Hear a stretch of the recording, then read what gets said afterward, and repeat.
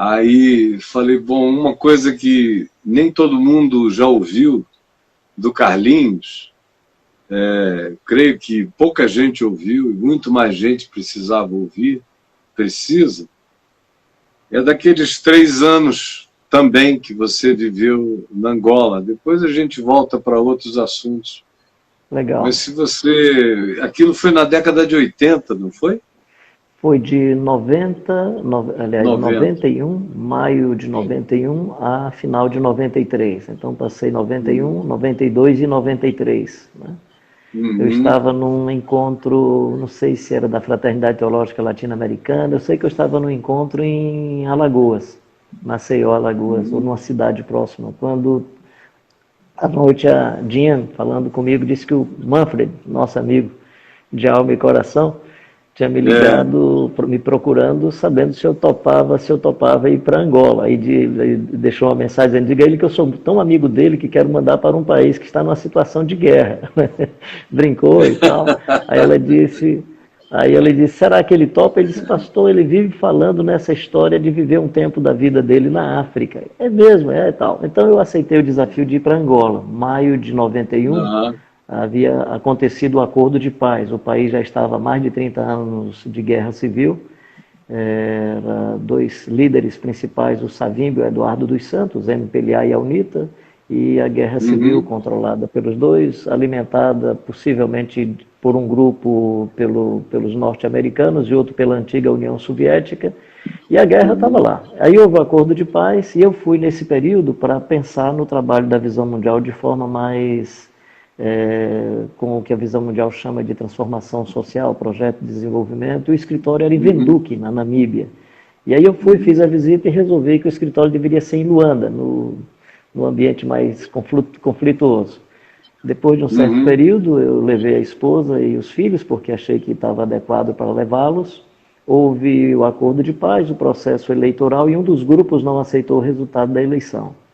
E aí, em Sei. outubro, a guerra começou de novo, outubro de 92. Eu precisei decidir como é que ia ser a continuação da vocação e do ministério. Então, daí para frente, eu fiquei sozinho. Ficou sozinho lá. E,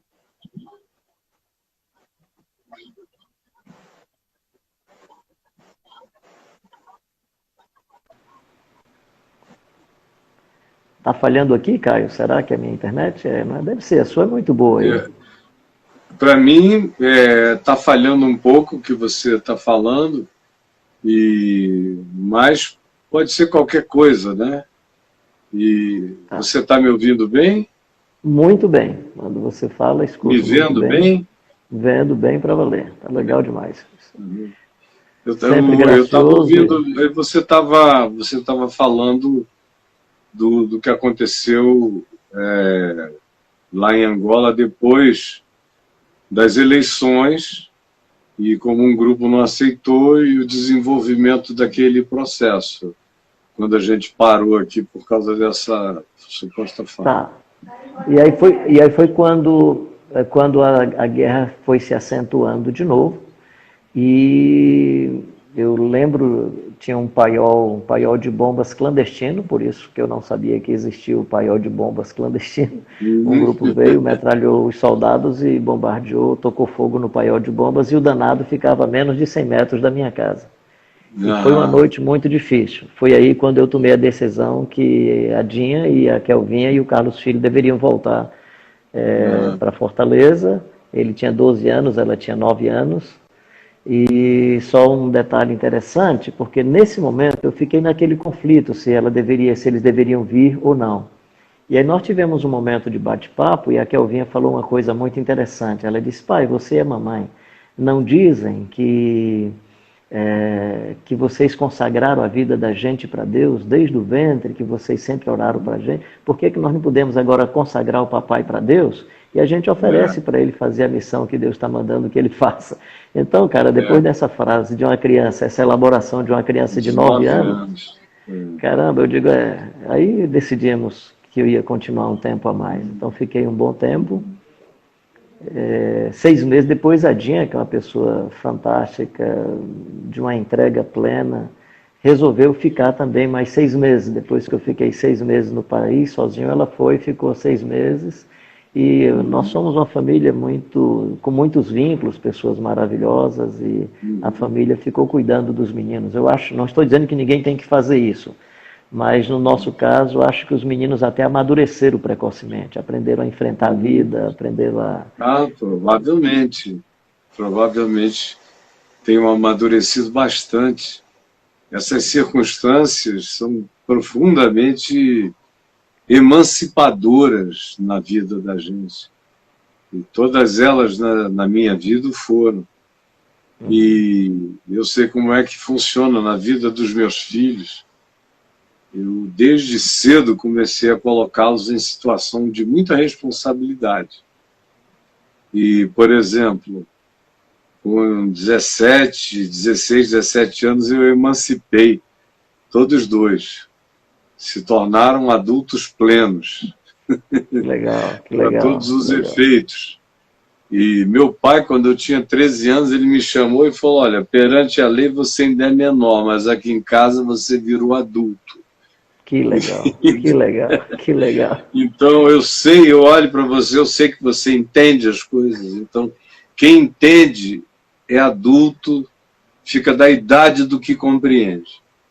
Então, você não vai ser mais tratado como uma criança, mas você está na altura do seu entendimento. E é assim que nós vamos tratar você. E eu nunca me senti nada, nunca me escondi atrás da puberdade, nem da adolescência, nem da juventude, nem da menoridade. Eu sabia que isso era só papo de tribunal, mas lá em casa o pessoal sabia o tamanho do meu entendimento e eu tinha que responder pela luz que eu já tinha recebido.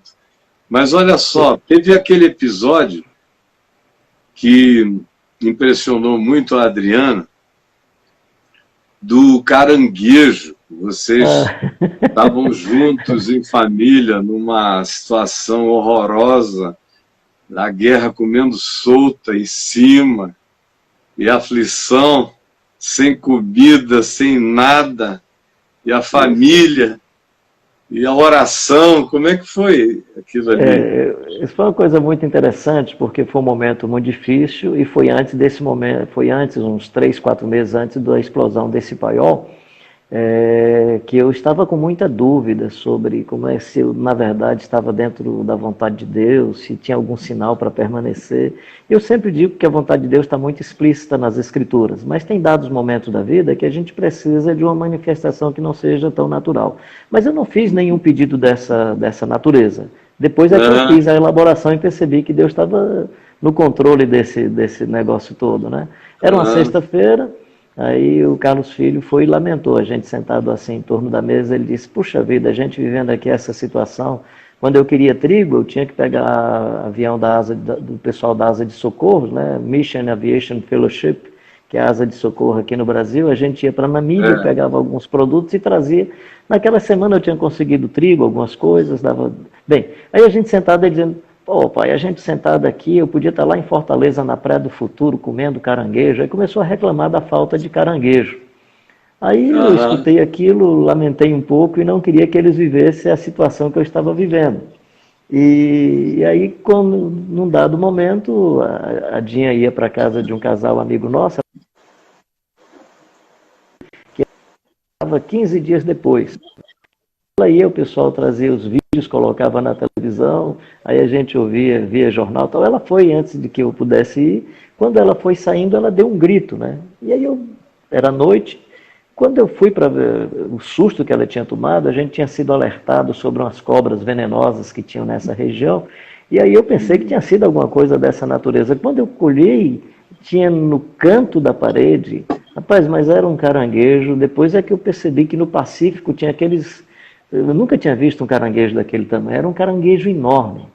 De tal maneira que eu coloquei o danado numa caixa e fui procurar o meu vizinho para saber se existia algum criatório, porque eu não queria cometer um pecado ecológico de colocar o caranguejinho na panela.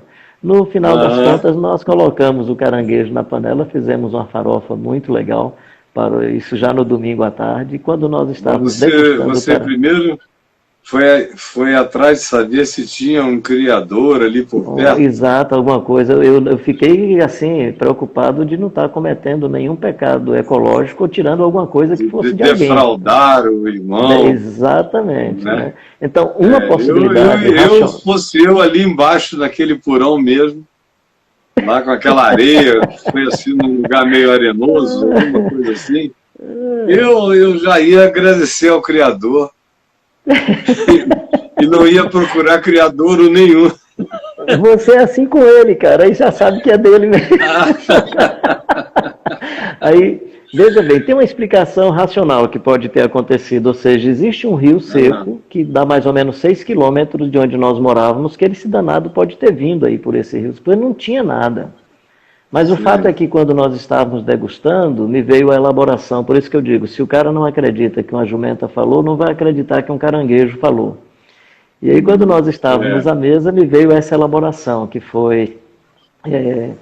Deus tinha providenciado, né, a comunicação comigo na interioridade era essa: meu filho, eu não estou providenciando aqui um caranguejo para atender o apetite de vocês. Eu só providenciei para vocês saberem que eu estou ouvindo as histórias e os comentários, eu estou presente com vocês. É só para sinalizar a presença e o cuidado. Né? Então foi, para mim, o caranguejo falou comigo, nem em hebraico, nem em grego, nem em português, no fogão, né?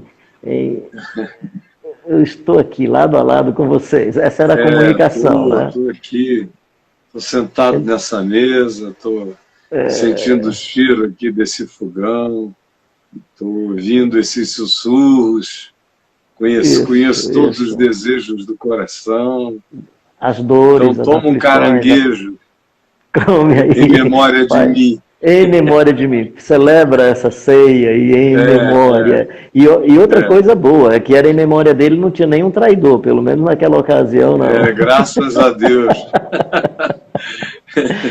A Adriana veio aqui ainda agora, botou um papel aqui do meu lado, dizendo assim, pede para ele contar todas as histórias da guerra e tal. Ela ficou especialmente impressionada pelos anos de guerra, pelo tempo da guerra, pelos mísseis passando por cima e caindo perto, essa coisa toda. Ela voltou com o coração muito ardido com essas histórias. Legal, cara.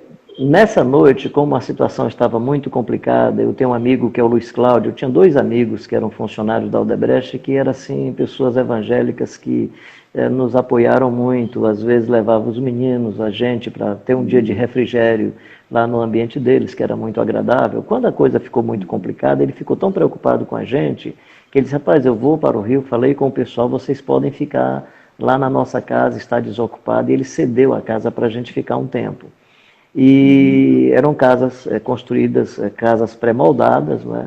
Estou dizendo isso porque nessa noite que houve a explosão, essas casas, por exemplo, se deslocavam 20 metros por conta da pressão do ar, por conta do deslocamento do ar. É uma coisa muito difícil. E nós tivemos essa sensação muito ruim de bombas que passavam por cima, nas que estavam em posição horizontal, caiu a 30, 20 quilômetros de distância, as outras que estavam em posição vertical, elas faziam uma parábola e caía perto de onde nós estávamos. Eu lembro de uma família do Rio, que todos tinham viajado num voo. Eu lembro bem que era uma terça-feira, porque só tinha voo dia de terça-feira. Era um voo de uma companhia brasileira, eles viajaram na terça-feira, Luanda, Rio, e uma das bombas caiu na casa deles, né? Arrebentou tudo, acabou com tudo. Não caiu nenhuma. Eles tinham acabado de sair. Tinham saído naquela manhã, isso aconteceu à noite. Então, assim, foi... E aí o Carlos Filho, primeiro teve um momento que a Kelvinha começou a cantar. Lembro que tinha uma senhora que era descendente do Congo, que estava vivendo, aliás, correu para a nossa casa para se proteger, na nossa casa também. Essa mulher chorava muito, a Kelvinha se aproximou dela e começou a cantar. Cara, quando ela começou a cantar, foi uma paz no ambiente, a senhora abraçou, ficou numa tranquilidade, bomba caindo para tudo que era lado, e a gente numa paz assim, sem explicação.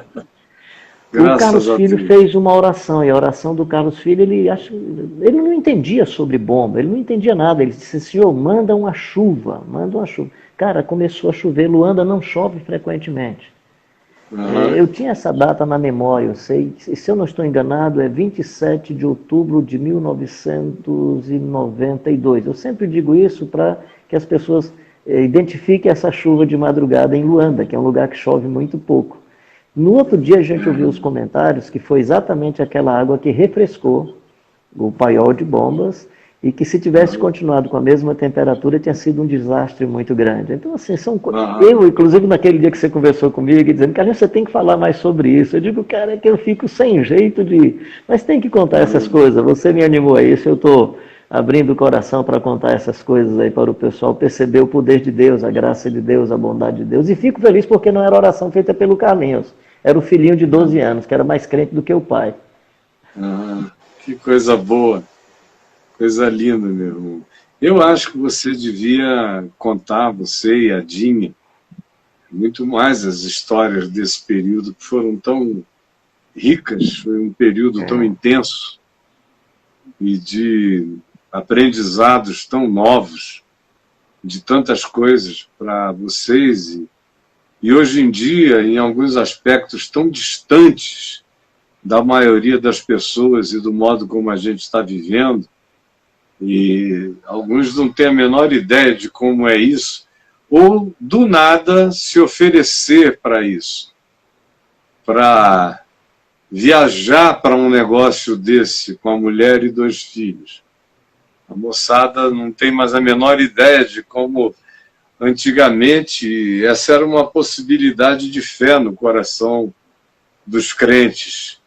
Havia um determinado privilégio até em aceitar determinados desafios, interpretados como desafios de fé, que hoje não estão mais presentes na vida da maioria das pessoas.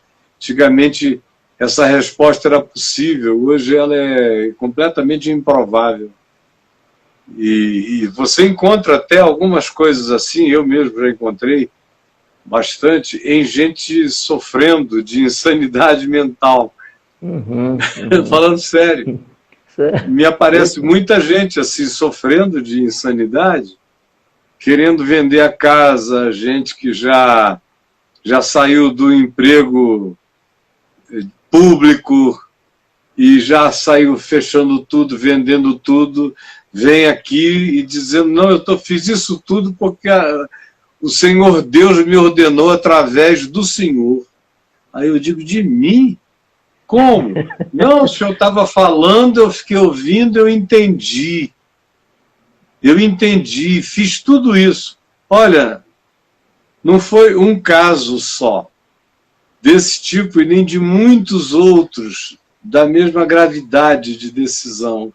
Então, hoje em dia, quando chega uma pessoa com disposição de largar tudo e ir para qualquer lugar, você olha profundo, tem uma insanidade mental presente no sujeito, um desequilíbrio.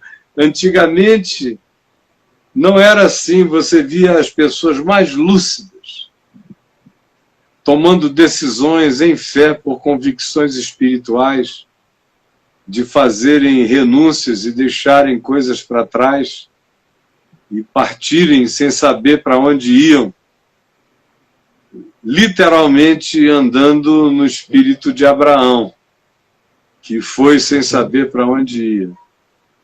Então, isso, algo que está distante, precisa ser rememorado, meu irmão. Recontado. Quando eu fui a primeira vez sozinho, era isso mesmo. Para você ter uma ideia, eu cheguei no aeroporto, claro que tinha algumas providências, a Visão Mundial é muito responsável nesse sentido, mas por causa da situação, a pessoa que ia me pegar no aeroporto não apareceu. E aí eu me desloquei, fui atrás de local para ficar, eu me desloquei na carroceria de um caminhão, uns 2 ou 3 botijão de gasolina atrás, né? E aí, claro, fiquei esse primeiro período providenciando todas as condições para que quando a Dinha e as crianças fossem, não passassem pelas mesmas circunstâncias que eu passei. Então, fiz todo o possível para gerar para eles toda a segurança mínima que eu pude providenciar de maneira muito responsável.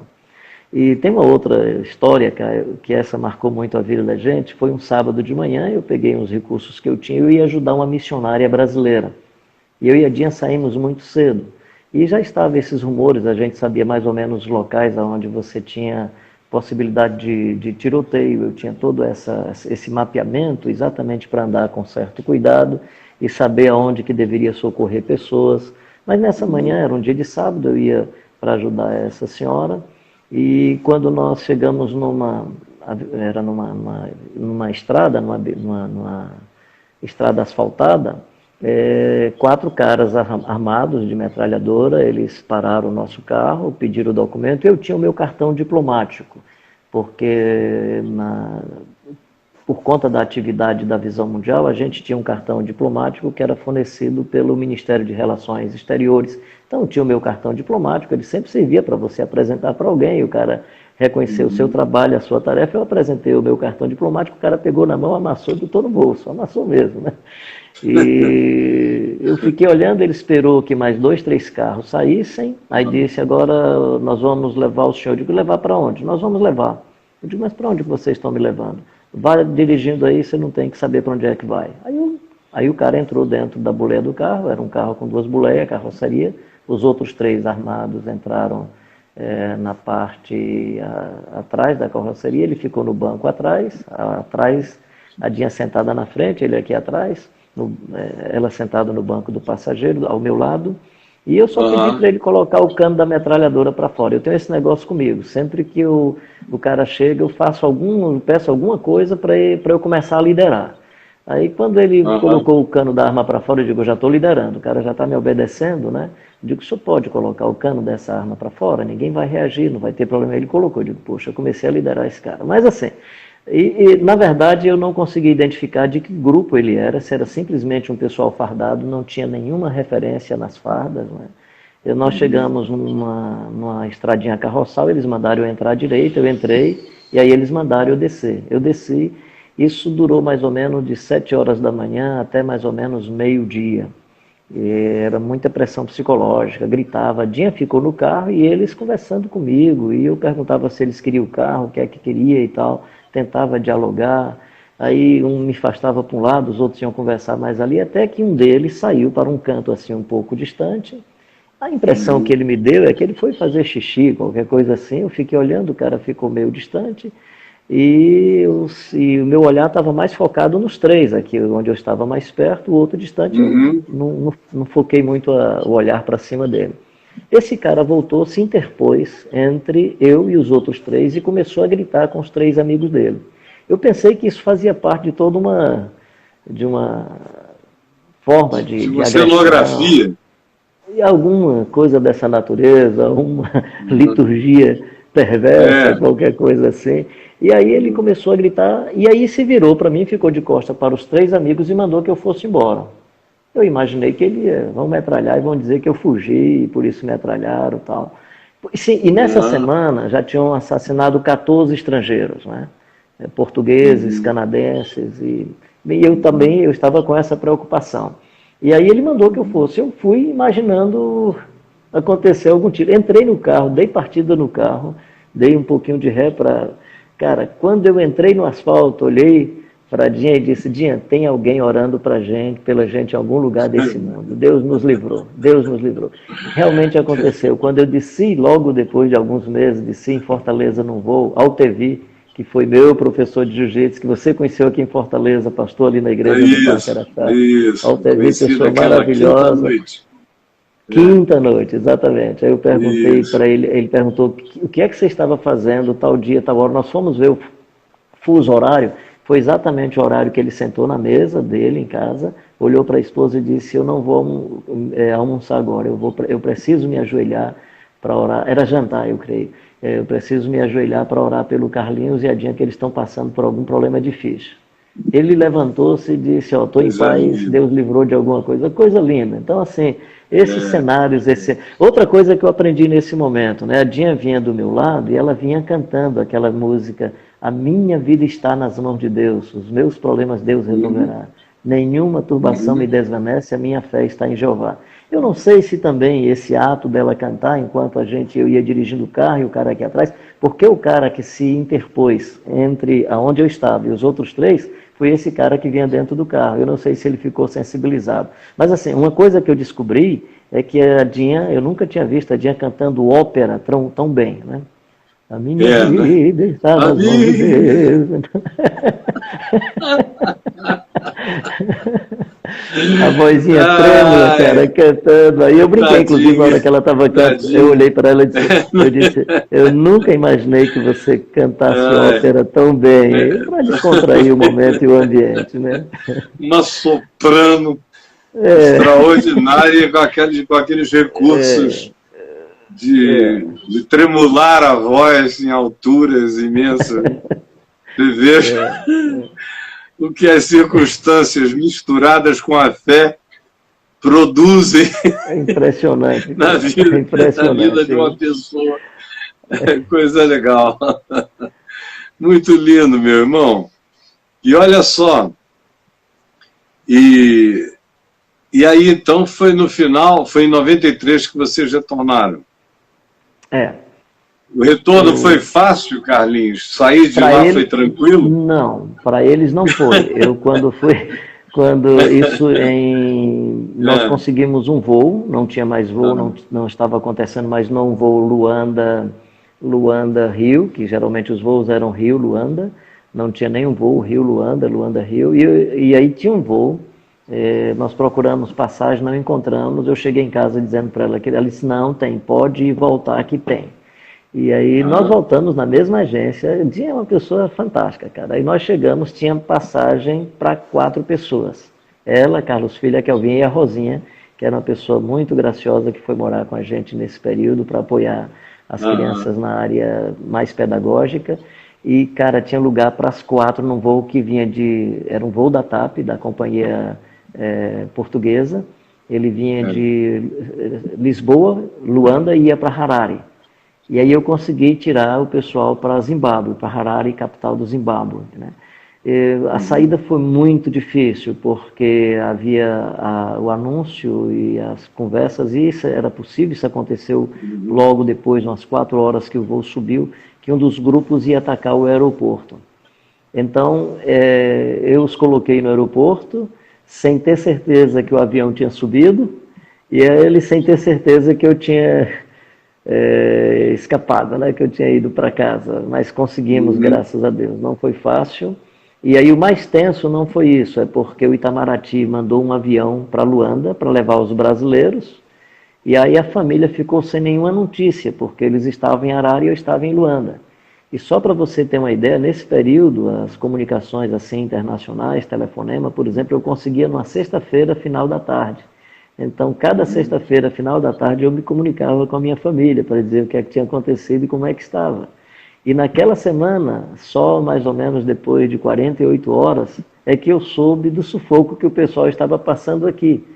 Porque na lista das pessoas que tinham ido no avião mandado pelo Itamaraty, não estava nem Carlos, nem Neildes, a família não estava. Então, ninguém sabia o que é que tinha acontecido com a gente.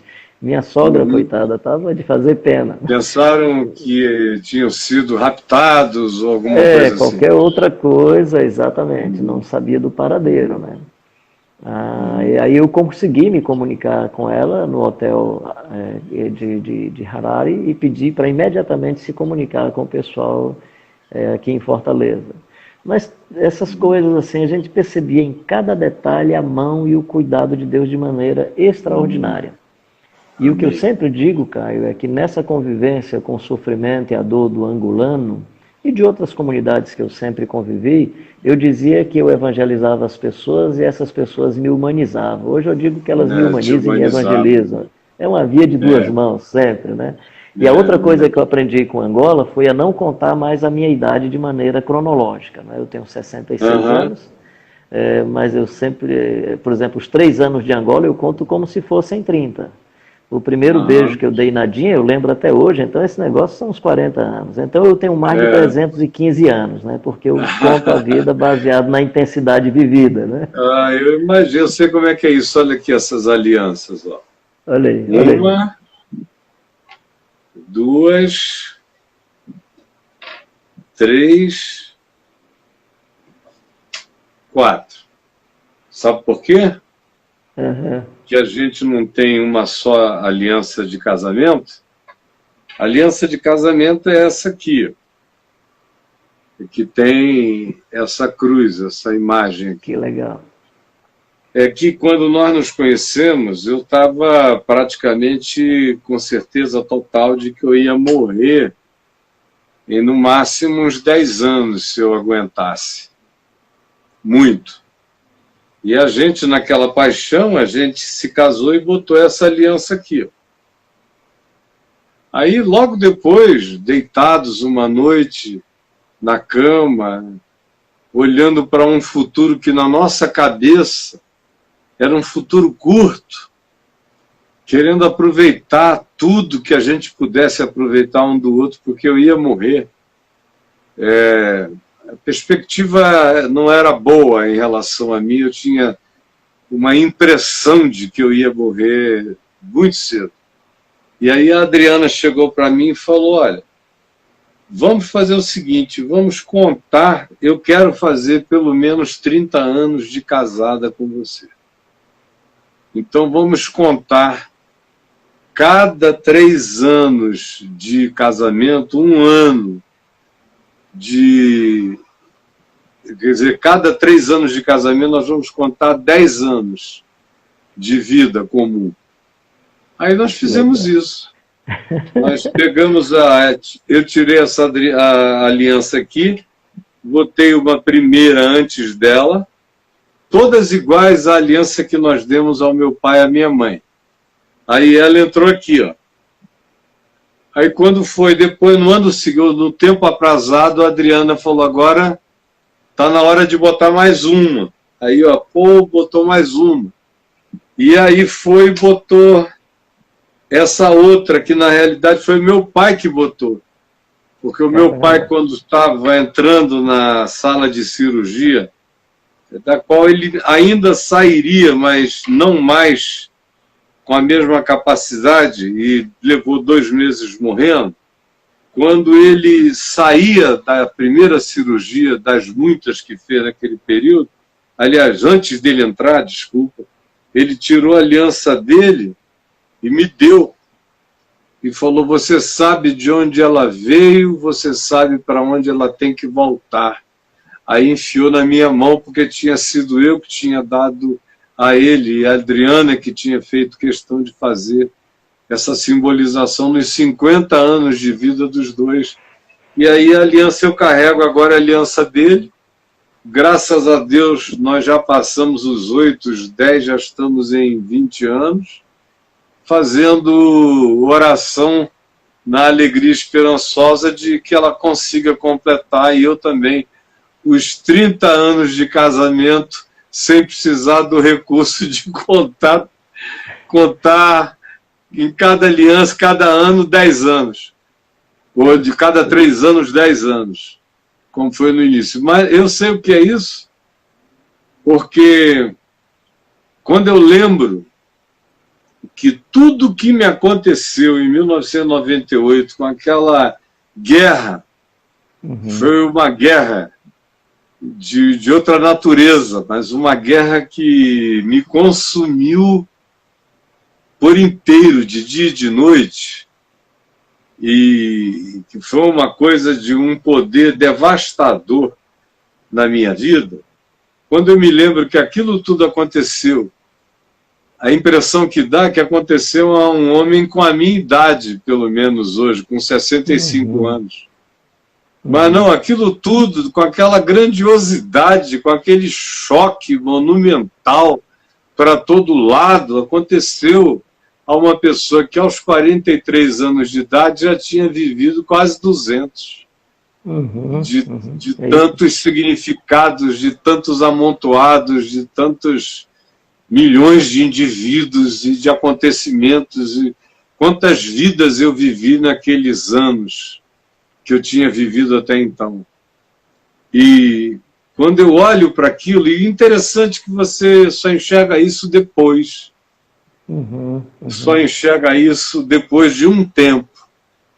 é que você começa a ver o quanto determinadas experiências não podem ser medidas em anos.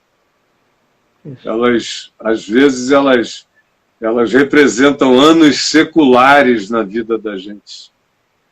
Eu acho que isso, Caio, corresponde àquele texto que diz que ensina-nos a contar os nossos dias, para que alcancemos um coração sábio, né?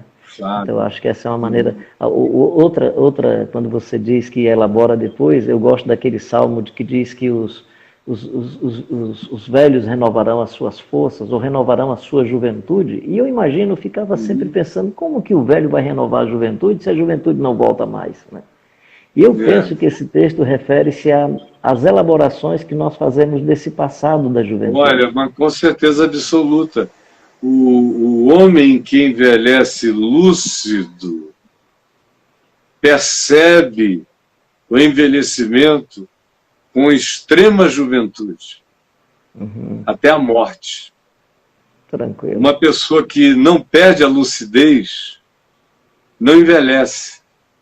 O corpo vai se debilitando, mas enquanto a sua mente é lúcida e contínua, não existe processo de envelhecimento, existe esse amadurecimento, que equivale às vezes a centenas de anos, concentrados no espírito, na consciência, no coração sábio, no olhar que vem carregado de certeza cada vez maior, pela perseverança nas experiências que trazem esperança, que não confundem e que amadurecem a gente de uma maneira quase inexplicável.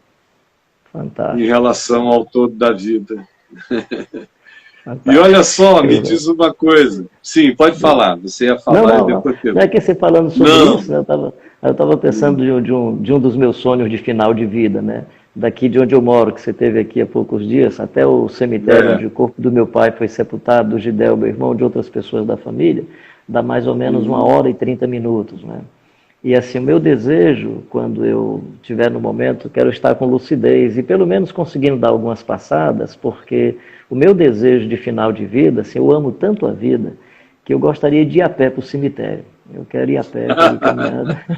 E até para lá, né? Você quero ir para ir desfrutando do sol. Deixa eu me acampar aqui do lado. Deixa eu ficar aqui. Aí, como eu tenho amigos bacanas, né? E claro, eu quero cantar alguns hinos bonitos, tipo aquele, né?